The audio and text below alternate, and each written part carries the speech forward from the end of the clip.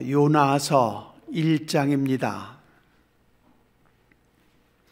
요나서 1장 1절부터 10절까지를 다 찾으셔서 제가 읽겠습니다. 여러분도 눈으로 따라 읽어주시기 바랍니다. 여호와의 말씀이 아미떼의 아들 요나에게 임하니라. 이르시되 너는 일어나 저 큰 성읍 니느웨로 가서 그것을 향하여 외치라. 그 악독이 내 앞에 상달되었음이니라 하시니라. 그러나 요나가 여호와의 얼굴을 피하려고 일어나 다시스로 도망하려 하여 욥바로 내려갔더니 마침 다시스로 가는 배를 만난지라. 여호와의 얼굴을 피하여 그들과 함께 다시스로 가려고 뱃삭을 주고 배에 올랐더라. 여호와께서 큰 바람을 바다 위에 내리심에 바다 가운데 큰 폭풍이 일어나 배가 거의 깨지게 된지라. 사공들이 두려워하여 각각 자기의 신을 부르고 또 배를 가볍게 하려고 그 가운데 물건들을 바다에 던지니라. 그러나 요나는 배 밑층에 내려가서 누워 깊이 잠이 든지라. 선장이 그에게 이르되 자는 자여 어찌함이냐. 일어나서 네 하나님께 구하라. 혹시 하나님이 우리를 생각하사 망하지 아니하게 하시리라 하니라. 그들이 서로 이르되 자, 우리가 제비를 뽑아 이 재앙이 누구로 말미암아 우리에게 임하였나 알아보자 하고 곧 제비를 뽑으니 제비가 요나에게 뽑힌지라. 무리가 그에게 이르되 청하건대 이 재앙이 누구 때문에 우리에게 임하였는가 말하라. 네 생업이 무엇이며 내가 어디서 왔으며 네 나라가 어디며 어느 민족에게 속하였느냐 하니 그가 대답하되 나는 히브리 사람이요 바다와 육지를 지으신 하늘의 하나님 여호와를 경외하는 자로라 하고 자기가 여호와의 얼굴을 피하면 줄을 그들에게 말하였으므로 무리가 알고 심히 두려워하여 이르되 네가 어찌하여 그렇게 행하였느냐 하니라. 아멘. 하나님께서는 하나님의 뜻을 이루시기 위해서 사람을 택하십니다. 그것이 바로 우리가 말하는 소명입니다. 영어로 콜링이라고 하죠. 소명은 사명과 좀 약간의 차이가 있죠. 사명이라는 것은 소명 받은 자들이 그 소명을 감당하는 것을 사명이라고 합니다. 사명은 미션이라고도 하기도 하고요. 그런 차원에서 소명받았다는 것은 중요하지만 더 중요한 것은 그 소명을 사명으로 연결시키는 것, 이것이 매우 중요하죠. 그런 차원에서 볼 때 제가 제 평생에 잊지 않고 감사할 것 중에 하나가 우리 강현민 목사님께서 일찍이 싹을 좋게 보셨는지 저를 잘 택하셨어요. 잘 택하셔서 지금까지 받은 소명을 사명으로 잘 연결해서 이렇게 나름대로 이렇게 하나님의 손에 붙들림 받아 쓰임 받고 있습니다. 이것이 얼마나 감사한지 가끔 이런 생각도 해봅니다. 개인적으로 만약에 목사님께서 미국 유학을 안 오셨다면, 그리고 저와 만남이 없었다면 저는 어떻게 됐을까, 이런 생각도 없지 않아 해봅니다. 모든 것이 하나님의 뜻과 섭리 가운데 되어지는 것인데, 고린도전서 9장에 보면 바울이 사람을 얻기 위해서 헬라인이든 아니든 또 약한 자든 강한 자든 이 사람 저 사람 만나게 되는데 그 만나는 이유가 바로 사람을 얻기 위해서라고 말씀하고 있죠. 우리 강효민 목사님이 좋은 사람을 잘 얻으셨어요.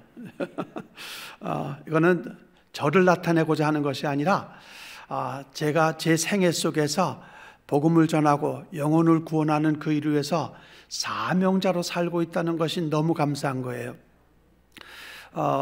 저도 세계 3대 빈민국, 전기도 물도 없는 아프리카를 많이 다니면서 또 중국을 다니면서 참 많은 간증거리가 있습니다만은 이 모든 부족한 저의 생애 속에서 하나님께서 함께 하셔서 소명을 사명으로 이렇게 바꾸어서 지금까지 일을 하고 있고, 제가 건강이 있는 한, 이 땅의 생명을 가지고 있는 한 저에게 주신 이 사명은 제가 마땅히 감당해야 할 일이라고 생각하고 감당하고 있습니다.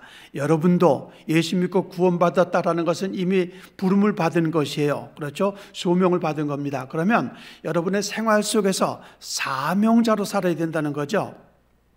그냥 교회만 왔다 갔다 하는 것으로 만족하지 마시고 내가 만나는 사람들, 그 사람들에게 예수 그리스도를 통한 구원의 소식을 전하고 복음을 전하는 사명자로서 살아야 주님 앞에 부끄럽지 않게 설 수 있다는 것 여러분 잊지 마시고 하루 24시간 1년 365일 그 생각 속에서 살아가시기를 바랍니다.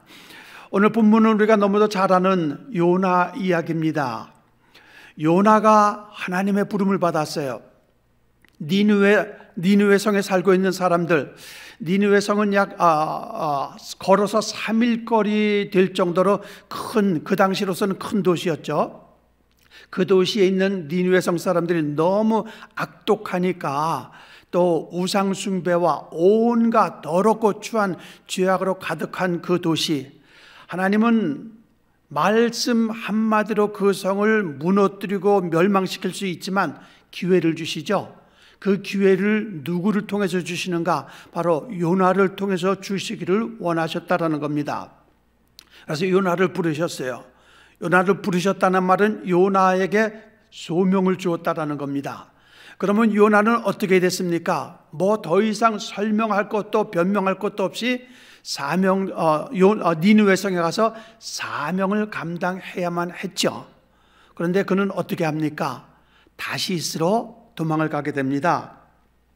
여기 3절에 보니까 요나가 여호와의 얼굴을 피하려고 다시스로 도망하려 한다. 그리고 또 3절 중반에도 보니까 여호와의 얼굴을 피하여 3절 한 절에만 하나님의 얼굴을 피하려고 도망가는 요나의 모습을 보게 됩니다.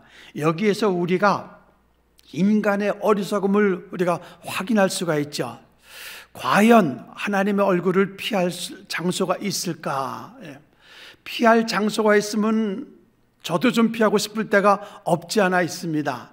내 마음과 내 뜻대로 안 될 때가 많잖아요. 목회를 하든 선교를 하든 선교지에 가서 죽을 고비도 몇 차례 넘겨가면서 내가 왜 이렇게 해야 되는가, 이곳까지 와서 왜 이렇게 내가 고생해야 되는가, 먹을 거 못 먹고 뭐 일주일 동안 씻지도 못하고 왜 이렇게 살아야 되는가, 피하고 싶은 장소만 있다면 피하고 싶기도 하고, 아마 여러분도 지금까지 살아오시면서 숱한 종류의 어렵고 힘든 경험들을 하셨을 거예요. 그때마다 피하고 싶은데, 도망가고 싶은데, 그런 생각 하는 분 혹시 지난 세월 속에 있지 않았습니까?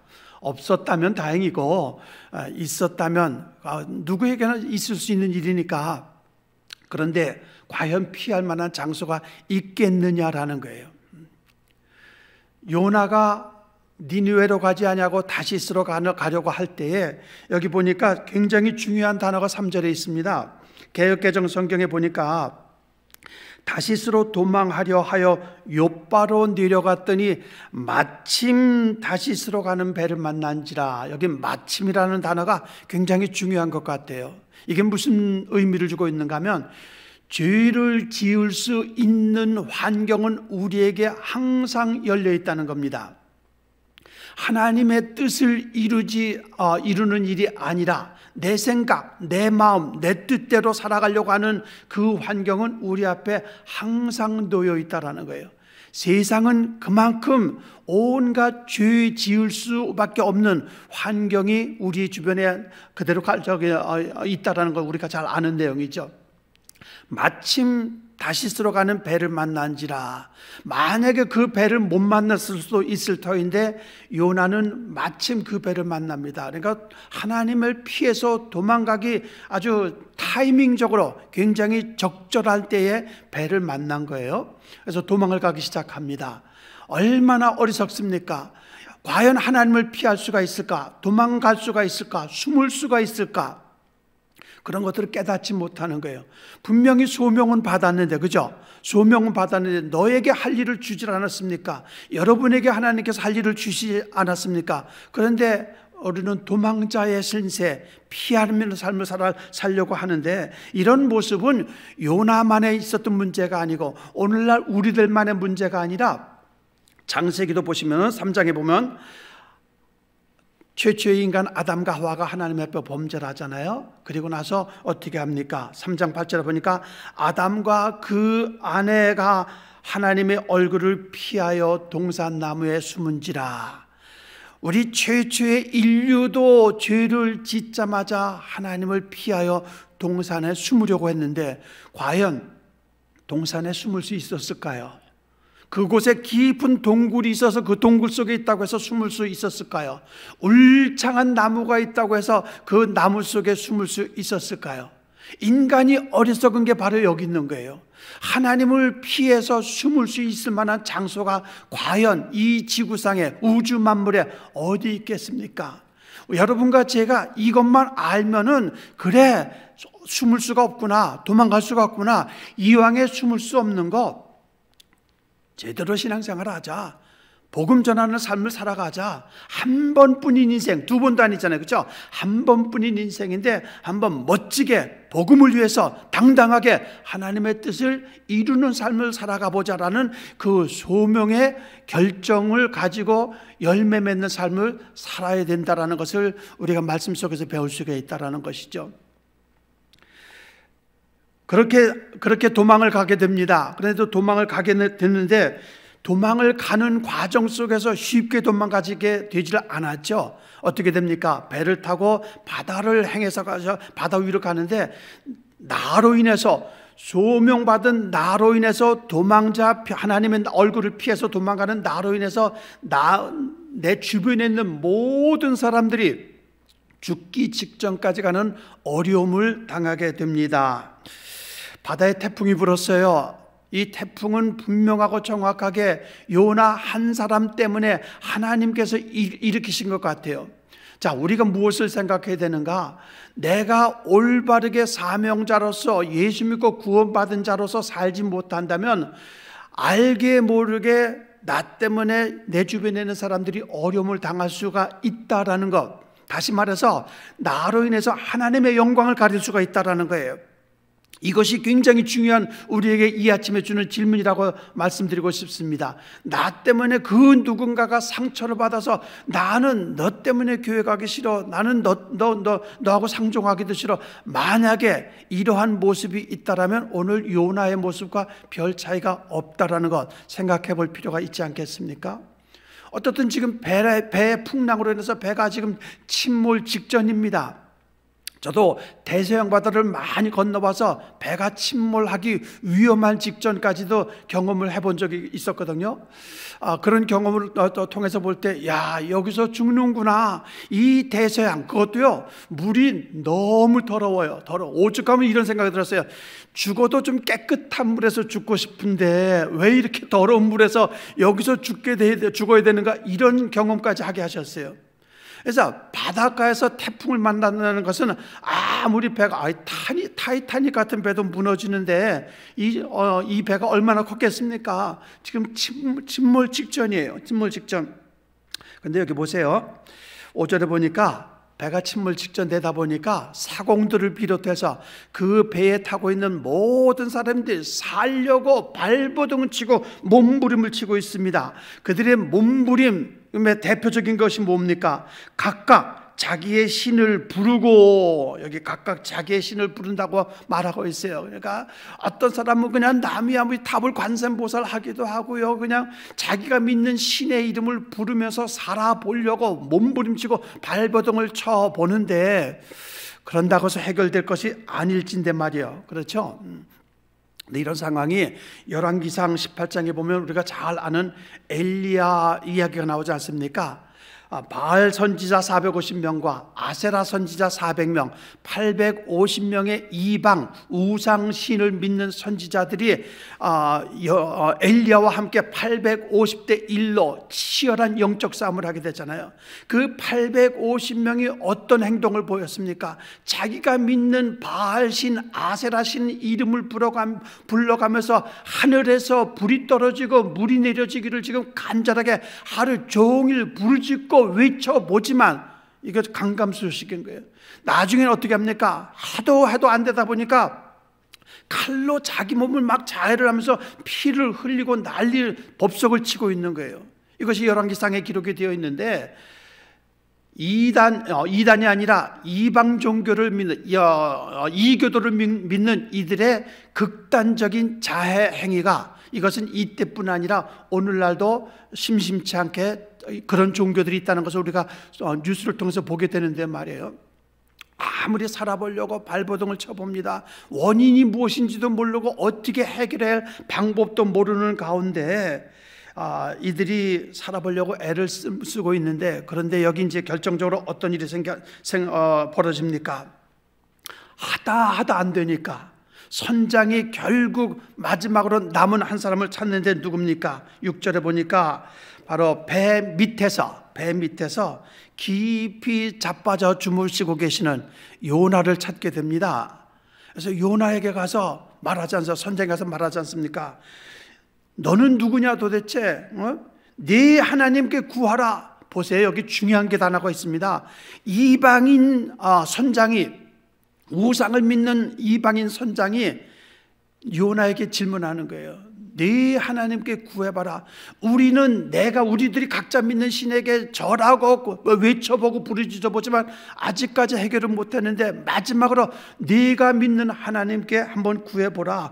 혹시 하나님께서 우리를 불쌍히 여겨서 우리를 살려주시지 않겠느냐라는 이야기를 하게 되는데, 이 소리 듣고 요나의 마음이 어땠을까요? 요나의 마음이 결국은 배에 있는 모든 사람들이 이런 문제가, 우리가 죽기 직전까지 가게 된 이 문제가 어떻게 시작이 되는지를 제비를 뽑죠. 제비를 뽑습니다. 제비 뽑는다는 것은 그 시대에 종종 사용하던 그들의 문화적인 습관입니다. 어떤 일을 결정할 때 잘 결정이 안 되면 제비를 뽑습니다. 자, 그 제비를 뽑아서 마지막으로 뽑힌 게 바로 요나입니다. 요나를 많은 그 배 안에서, 지금 태풍이 불고 비바람이 불고 지금 침몰 직전 이 급박한 상황에서 요나를 가운데 세워놓고 얘기를 할 때에 요나가 무엇이라고 대답합니까? 자, 9절을 여러분 성경 피셨으면 같이 한번 읽어보겠습니다. 시작. 그가 대답하되 나는 히브리 사람이요 바다와 육지를 지으신 하늘의 하나님 여호와를 경외하는 자로라. 어떻습니까 여러분? 멋진 신앙 고백 같습니까? 아니면 여기에서 우리에게 주고자 하는 교훈이 무엇인지를 여러분 확인을 하셨습니까? 겉보기에는 요나의 이 고백이 하나님을 두렵고 떨리는 믿음을 가진 자였구나라고 생각할 수가 있겠지만 아닙니다. 알기는 잘 알아요. 내가 하나님을 믿는 자야, 하나님을 경외하는 자야, 우주 만물을 창조하신 하나님을 믿는 자야라고 말은 그렇게 잘 하고 있는데, 그러나 실제 그의 모습은 그게 아니지 않습니까? 여기에서 바로 오늘 우리들의 모습을 발견할 수가 있다는 거예요. 하나님에 대해서 잘 알죠. 누군들 하나님을 모르겠습니까? 지나가는 사람에게 다 물어봐도 하나님에 대해서 잘 알아요. 몇 년 동안 산속에서 그냥 연부를 외워가면서 돌을 닦던 중이 오랜만에 한번 도시 구경을 한다고 나왔다가 그냥 높은 빌딩을 보면서 지나가다가 발에 걸려서 넘어졌어요. 그 넘어지면서 뭐라고 말을 합니까? 어이쿠 하나님, 그러고 넘어지잖아요.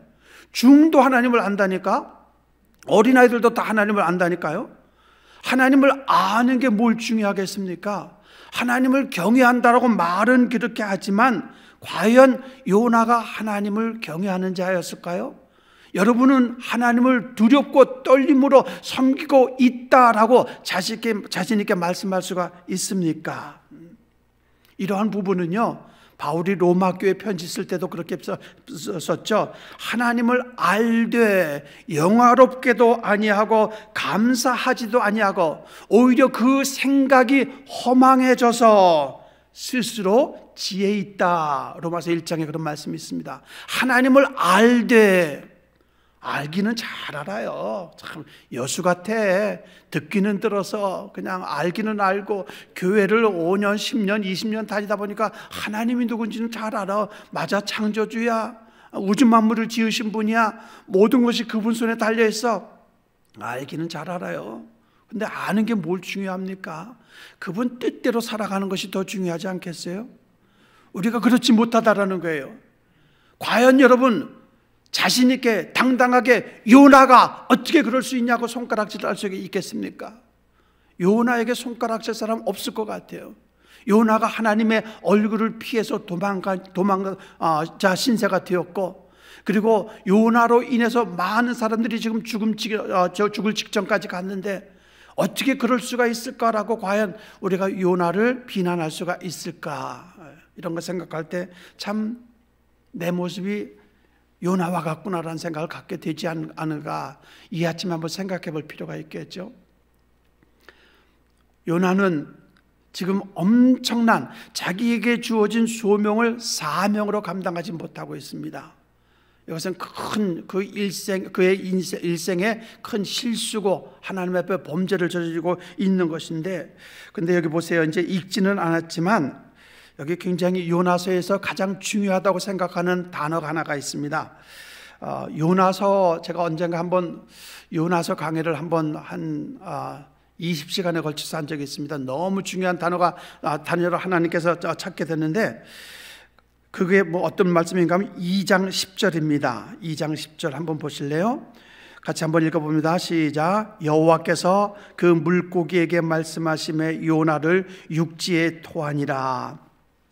하나님의 얼굴을 피하여 다시스로 도망가던 요나가 결국은 태풍 앞에 어쩔 수 없이 자기로 인해서 고통받고 죽기 직전까지 가는 어려움을 겪은 사람들을 대신해서 바닷속에 던져지죠. 그리고 큰 물고기 뱃속에서 3일 동안 머물게 됩니다. 여기 1장 27절에 보니까 요나가 밤낮 3일을 물고기 뱃속에 있느니라라고 말했습니다. 물고기 뱃속에 있느니라. 참 요나가 저는 이런 생각을 해봤습니다. 저는 개인적으로 이 비린내 나는 음식을 잘 못 먹어요. 그래서 매운탕 이런 거를 누가 사줘도 안 먹습니다. 근데 대신 회는 좋아해요. 또 저는 날거를 좋아하고, 우리 집사람은 익은 걸 좋아하고, 이렇게 저는 이제 육식파인데, 이 요나서를 읽으면서 이런 생각을 해보세요. 만약에 내가 물고기 뱃속에 3일 동안 있었다면 나는 요나처럼 3일을 살지 못하고 3시간도 못 돼서 죽었을 것이다 라는 생각이 들더라고요. 왜 그런가 하면 비린 걸 싫어하는데 그 물고기 뱃속에 얼마나 비리겠어요. 그렇죠? 그 비린 속에서 3일을 어떻게 살아요? 거기다가 또 완전히 방음장치가, 이 지구상의 가장 최고의 방음장치가 바로 요나 뱃속입니다. 컴컴하죠. 아무리 외쳐도, 아무리 부르짖어도 밖에 소리가 안 들리잖아요. 깊은 바닷물 속에, 그 어떤 물고기 뱃속에 있으니 누가 듣겠습니까? 내가 마이클 된다고 들리겠습니까? 소리 지른다고 들리겠습니까? 아무도 안 들려요. 그런데 하나님께서 물고기에게 말씀하십니다. 여호와께서 그 물고기에게 말씀하시며 요나를 육지에 토하니라. 자, 중요한 말씀이 있습니다. 무엇이 중요한가 하면 물고기조차도 하나님의 음성을 들어요.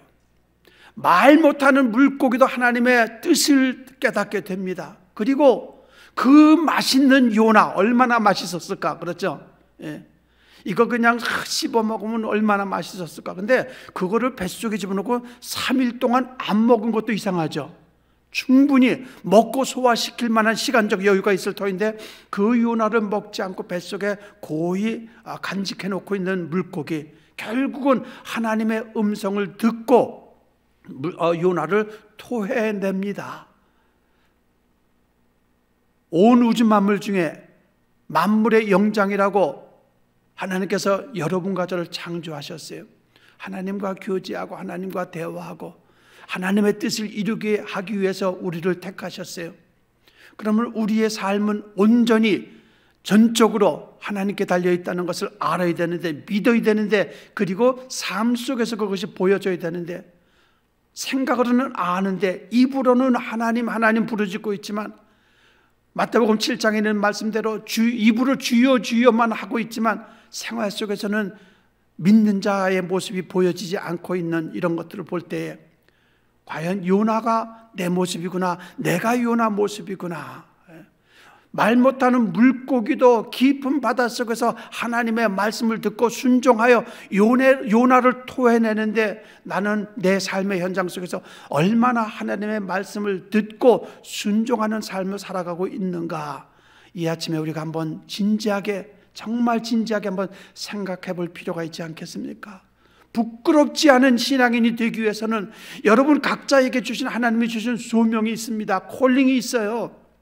그것을 사명으로 연결시켜야 된다는 거죠. 생활 속에서 내가 사명자로서 살아가야 된다는 거예요. 나에게 비록 총칼이 오는 죽음의 위협은 없지만, 그래서 총칼로 인해서 순교당할 일은 없지만, 그러나 생활 속에서 순교자 자세로 살아갈 필요가 있지 않겠습니까? 이것이 우리가 하나님을 믿는, 여호와 하나님을 믿는 신앙인이고 구원받는 자들의 삶 속에서 보여지고 나타나야 될 것이라는 것을 말씀 속에서 우리가 깨닫게 된다는 것입니다. 더 이상 부끄럽지 않은 삶을 살겠습니다. 이제 내게 주신 이 귀한 구원이 헛되지 않고 나를 위해서 십자가에 죽으시고, 또 조롱과 멸시와 천대를 받으시고 침뱉음을 당하시고 옷이 찢겨지는 그 부끄러운 모습을 당하신 그 모든 것들이 바로 나 때문이었는데, 내가 그 은혜를 받고 내가 예수님을 나의 구세주로 영접하여 하나님의 자녀가 되었는데, 이제 내가 하나님의 자녀답게, 에베소서 4장에 보면은 옛사람과 새사람이란 단어가 나옵니다. 예수 믿기 이전에 옛사람은 이제 버리고, 그렇죠? 그리고 예수 믿고 구원받은 자답게 새 사람이 되었으니 새 사람답게 살아야 되지 않겠습니까? 부끄럽지 않게 살아가는 여러분과 우리 새삼 침례교회 모든 성도님 되시기를 예수님 이름으로 축원드리겠습니다.